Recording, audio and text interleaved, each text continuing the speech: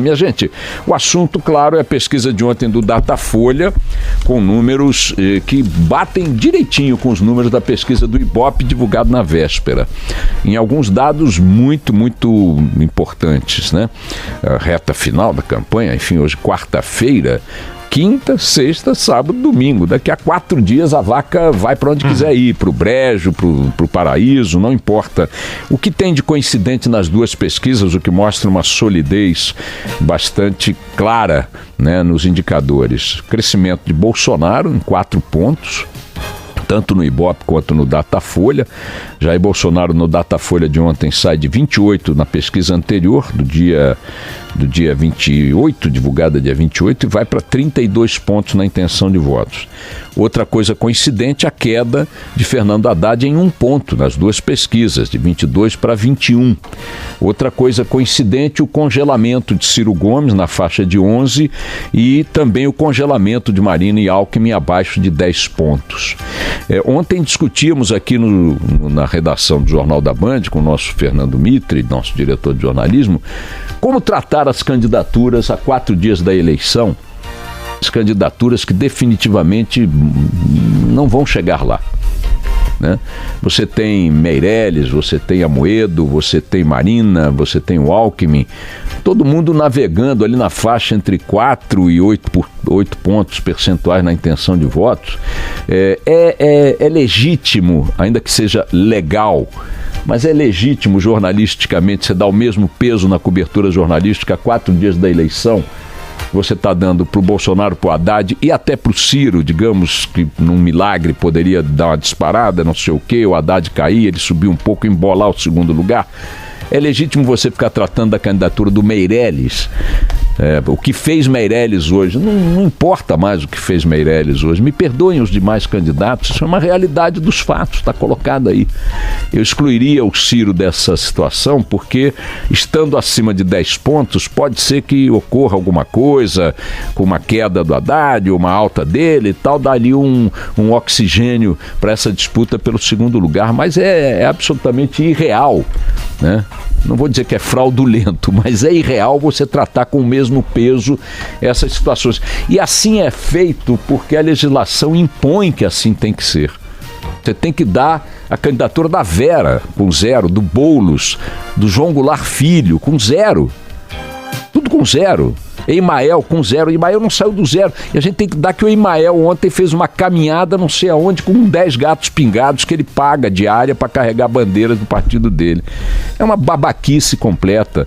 Tem que afrouxar as rédeas da cobertura jornalística para que ela se paute pelos fatos jornalísticos e não pela legislação do TSE. O TSE cuida de justiça, o jornal cuida de notícia. Então, bom, deixando de lado, 32% de intenção de votos do Bolsonaro, 21% de intenção de votos de Haddad, com crescimento, repito, no Ibope e no Datafolha de 4 pontos entre a última pesquisa e a atual para o Bolsonaro. Isso encheu aí de expectativa os bolsonaristas, porque no universo dos votos válidos, que consideram apenas os votos expurgando ali o voto branco, o voto nulo e as abstenções, muita gente, como Lavareda, por exemplo, nosso cientista político, analista de pesquisas, está dizendo que a soma do não voto, que são esses 3 itens, quem não vai votar, não vai comparecer, vai ficar doente, vai chover, ou vai ligar o F e não vai para o voto, a abstenção, o voto nulo e o voto em branco, isso reduz o universo de votos válidos. O índice Band projeta apenas com base nas pesquisas gerais qual é o índice de intenção de votos em votos válidos dos candidatos. E aí é preciso registrar o seguinte: se Bolsonaro repete na próxima pesquisa esta curva de crescimento que ele sinalizou da anterior para esta, os bolsonaristas acreditam que ele ganha no primeiro turno. Essa questão foi colocada no Canal Livre, na primeira pergunta feita ao Lavareda no Canal Livre do último domingo, e ele não descartou essa hipótese. Claro que outras hipóteses estão mantidas no cenário, mas se Bolsonaro chega a 36, 37 ou 38 de intenção de votos no cenário geral, no universo geral de eleitores, Quando você expurga desse universo aqueles que não vão votar, aqueles que vão anular e aqueles que vão deixar o voto em branco, você reduz o contingente de votos válidos. E 30 e tantos % dos votos gerais, quando você aplica esse cálculo para votos válidos, aumenta consideravelmente para todo mundo, tá certo? Aumentando para o Bolsonaro, se ele partir de 37, 38, 36 nos votos gerais, acreditam os bolsonaristas e até mesmo alguns analistas de pesquisa que há uma possibilidade concreta dessa eleição ser decidida no primeiro turno. Seja como for, a tendência mais concreta até agora é segundo turno com Haddad e com Bolsonaro, embora os bolsonaristas alimentem essa expectativa. E não o fazem desprovidos de alguma razão, considerando as pesquisas. Por exemplo, o Bolsonaro cresceu no universo feminino de eleitores, o que é impressionante, porque afinal de contas tivemos no último sábado manifestações muito expressivas lideradas pelas mulheres no movimento #EleNão em várias capitais do país de repúdio à candidatura do Bolsonaro. Um movimento que poderíamos chamar de multipartidário, ou multipolítico, ou suprapartidário, como queiram, porque não é que era um movimento do PT contra o Bolsonaro, não. Foi um movimento de mulheres de vários partidos, de vários segmentos, dizendo ele não. E o que resultou disso na pesquisa do Datafolha hoje, divulgada ontem e nos jornais hoje? O voto feminino em Bolsonaro aumentou. Também aumentou o voto em Bolsonaro na cidadela petista, que é o Nordeste. Ou seja, Bolsonaro está colhendo votos em setores que simplesmente eram inimagináveis, nesta intensidade pelo menos.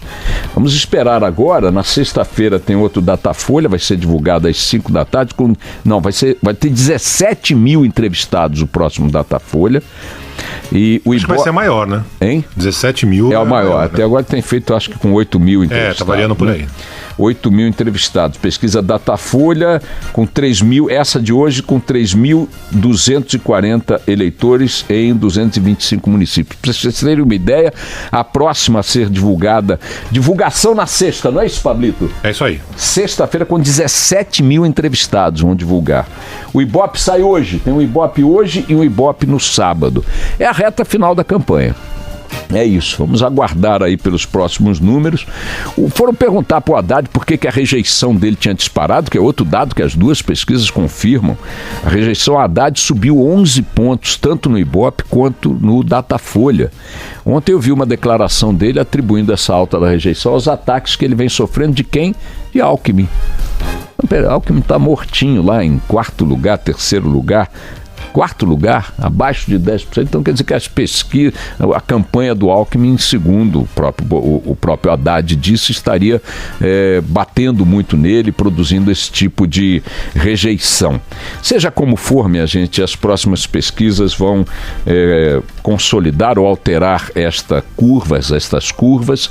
Se não alterarem, faz sentido prestar atenção nesse prognóstico dos bolsonaristas de uma vitória no primeiro turno.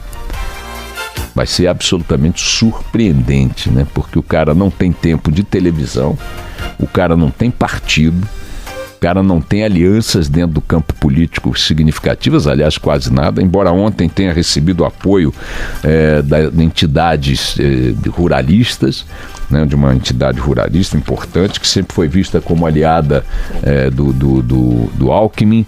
Enfim, candidatos do próprio PSDB a governos estaduais já começam a sinalizar de forma até ostensiva apoio a Bolsonaro. Datafolha quinta e sábado, tá? O Megali tá mandando aqui, quinta e sábado. Quinta também, então tem uma na quinta. Obrigado, Megali. Quinta-feira sai, sábado sai. Então, olha, temos aí uma enxurrada de pesquisas e, claro, há outros institutos que podem divulgar as suas também. Estamos nos fixando apenas nos números ou no calendário Datafolha e Ibope. É isso, minha gente, campanha chegando ao fim e pode ser que termine no primeiro turno, se essas curvas continuarem nesse crescimento, com esse ângulo de crescimento, tá bom? Vamos lá, toca o barco.